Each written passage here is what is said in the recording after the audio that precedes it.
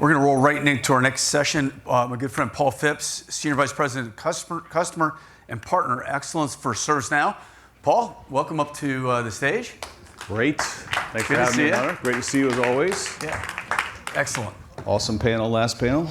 You know, Paul and I go kind of way back. Maybe we met in DC, I'm going to say 8 to 10 years ago. We did. And you were working with Under Armour. Yes. As the global CDO and then eventually the president of a unit, right? Yep. Connected Fitness. Yeah. And have had a seamless relationship for a long, long time. And, you know, ServiceNow is a fascinating company. I've been following it for feels like decades.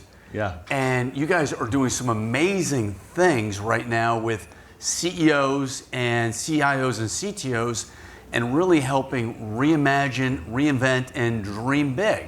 Talk to us about what does that mean? We are for sure, but a quick story about Hunter before I get into this, before we roll this video. When I met with Hunter, he was an actually like world-class weightlifter. I don't know if you guys know that or not. And when I worked for Under Armour, all he wanted to talk about was gear and performance and the next innovation we should drive. So Hunter's a big-time workout person. Stay away from him in the gym. I think what'll explain this best, Hunter, is if we roll a video here of a customer explaining that very question you just asked. Excellent. Roll it, Kenny. As a company, everything starts with our vision for healthcare for consumers. And what we're trying to accomplish at CVS Health is really helping people navigate the healthcare system. Our vision has really been to reimagine healthcare that's centered around people. We serve over 100 million people every single day. It starts with our colleagues bringing their heart to every moment of someone's health. If you don't have your health, you don't have anything. And as a company, we've really been trying to engage people in different ways around their health. And we're using technology to transform the way in which we're interacting with health, and we've expanded our digital health connections. What we're trying to do as a company is to be part of your everyday health. We're leveraging technology to improve our processes. We've introduced robotics and artificial intelligence to improve their productivity so they can spend more time with customers. We're leveraging new technologies to transform the way our colleagues interact using technology so that they're more efficient and that they can spend much more time with our consumers. We're pushing really hard at omni-channel health and connecting people in more places on their terms.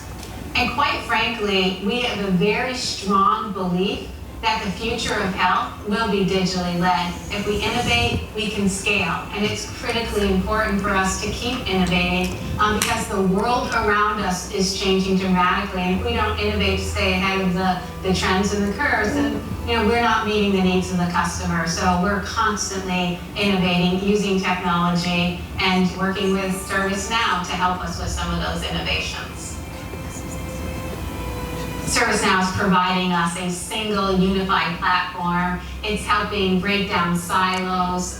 We're partnering to implement a seamless digital platform, which is connecting people, functions, and systems. It's also helping us enhance productivity. A key area of focus for CVS Health has been to integrate workflows across our company, improving the customer and colleague experience. ServiceNow has provided a critical infrastructure that's helped us streamline our process, helped us elevate our service experience. It's an exciting time for healthcare. It's an exciting time for technology, and marrying the two together, I think we can do amazing things. Wow, what a great video. Yeah. Amazing stuff. You guys are on to a whole different vector, right?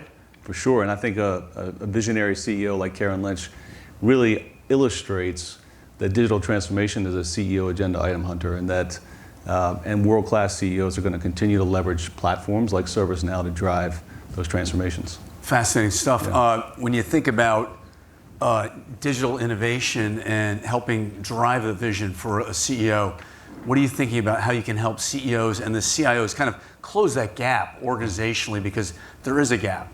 There is a gap, and I think what's really interesting is when you talk to most CEOs, and many of us in this room do, what you hear, at least what we hear, and one of the best quotes I've heard so far is, if I don't invest in the short term, I'm going to have problems in the medium term, and I'm not going to be here in the long term. And so from a ServiceNow point of view, the way we think about that is really working closely with those CEOs and their CIOs to think about how do we actually not just think about outcomes. Outcomes are very important, but also what is the actual return on investment, and how do we actually help you prioritize those investments? With the world in somewhat of chaos, I think we're all feeling that these days, and we've talked about it. The panels up here have been amazing at talking about how you actually handle volatility. We think about it in multiple different ways. And I think the most important way to think about that is capital allocation is how a CEO is going to look at things very, very closely. And all of us have been kind of winners, if you will, around the very cheap money in the marketplace. But that is tightening up, obviously, and now so this refocus, I heard one of the panelists earlier say, do less with more is the mantra, but he, like all of us, have never been told, here's more, do less, right? So that's never been anything in our career. So it's really about helping that CEOs and then the CIOs focus on where those investments are going to drive the best return. So you really do have a visionary CEO in Bill McDermott. I've known Bill for maybe 20 years as well. He talks about a do-or-die moment for the CIO. What does he mean when he talks about the do-or-die moment? Well, I think when Bill talks about do-or-die moments, particularly for CIOs, he's talking about really locking arms with the CEO and thinking about how you actually help in that journey. And increasingly, as CEOs try to maximize their leverage and look for flexible options to create optionality in the marketplace, those are going to be digital first. And they're going to be looking to CIOs to drive those things. And I think that's when Bill challenges the marketplace from a technology standpoint, that's what he's talking about. But it makes total sense. All morning long, and even last night when we had some conversations, many great ServiceNow customers here, but also real thought leaders in the audience talked about, they said, listen, how do we actually drive innovation and speed up our innovation in our businesses leveraging technology? And CIOs are really at the epicenter of that, right? I mean, I'm a former practitioner myself, so I have enormous respect for all of you and what you do. But think about it, from a collaboration and connection standpoint, I don't think there's anybody else in the C-suite who actually is responsible for bringing all those functional counterparts together and then driving those transformations. Paul's a real thought leader in our industry, and hand-selected, I think, by Bill to come in, right, through your past relationships in industry. When you think about never letting a crisis go to waste, what are you thinking about there? Yeah, I think that, look, we all feel today, we feel the inflation pressures, we feel the tight labor market, we feel the supply chain issues. I think Bruce did a nice job talking about that. He's at the epicenter of where the supply chain is. We also feel, look, the consumer sentiment is tanking, there's wars in Ukraine. I mean, there's all kinds of volatility. And so this concept of never let a good crisis go to waste, the way I think about it, not necessarily the way we think about it, the way I think about it is, every single person on the stage today has talked about their own crises. So you can look at all the pundits, all the consulting firms, everything else who say, listen, you should invest through crisis because that's what the best companies in the world do. But all of us remember the 2008 financial crisis. Many of us have talked about 9/11. Many of us have talked about other crises, most recently the global pandemic. And in every single case, everyone who's won has figured out how to prioritize and focus and invest in their business so they come out stronger. And so I think that's the message certainly for us to help our customers with, but also for all of us in the ecosystem to actually challenge our companies.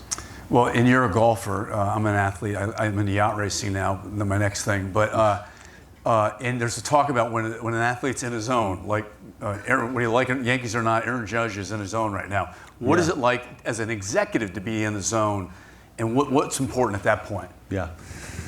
And Aaron Judge is an amazing athlete, not a Yankee fan, but it's a good reference. I think being in the zone as an executive is really about, and listen, I think some of these crises and some of this volatility helps all of us really focus and how we actually operate in that zone. But that's all about putting the customer at the center of everything you do and really understanding their needs and then building the entire organization around it. I mean, digital transformation is not just about the technology. It's been said on this stage multiple times. It's really about massively changing a culture to actually orient the entire company to drive value for your customers. And that's a hard job. That's a big job for the CIOs. When you think about some examples, Disney comes to mind, right? Disney's a great example. I would say in 2019, Disney Plus, great customer of ServiceNow. In 2019, Disney actually had the parks and cruises was the top line revenue. It's the biggest revenue driver in the Disney portfolio. 2 years later, 2019 to 2021, Disney Plus matches the equivalent revenue. So right through the pandemic, everything surged, 50 million users. I think they went from 200,000 requests a day in terms of interfacing customer service to 500,000 a day. And they leveraged the ServiceNow platform, lots of automation, lots of customer service stories, great stories there. But the broader point was that the Disney team found ways to actually transform their business right through the pandemic. And obviously, I'm sure many of us in this room are customers of Disney Plus. So winning matters, right? We love to win, you love to win, I love winning, everyone loves winning, right, I think? But when you think about offense and defense, what's the best strategy in a choppy to down market? Yeah, I think that's where CIOs have such an opportunity, because on the one side, as these CEOs challenge us to say, like, what's an offensive strategy? Well, you think about digital first, right? Increasingly, the way you engage customers is digital first. So what is your first party data strategy? How do you actually leverage that to personalize your experiences? That's the offensive play, or one offensive play.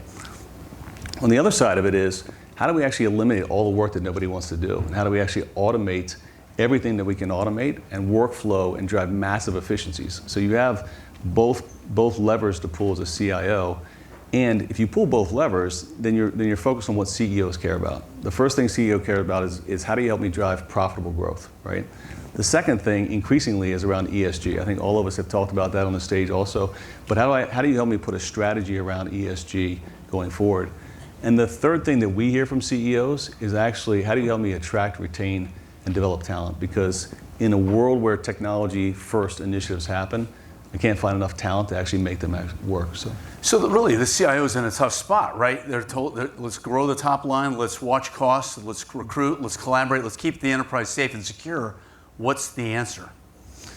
I think the answer is, we've always been in that spot. I mean, that's not a new spot for CIOs. I think that spot has been in that place at every single crisis that we've faced, but it was also in place when times were great. How do you help us grow the business? How do you digitize the organization? How do you take every process that we have and digitize it across the globe? That is a hard job. It's always been a hard job, but I don't think the CIO has ever been in a better place than they are today. So I'm working on book 7 right now. Book like 5 was the CIO being the CEO of technology.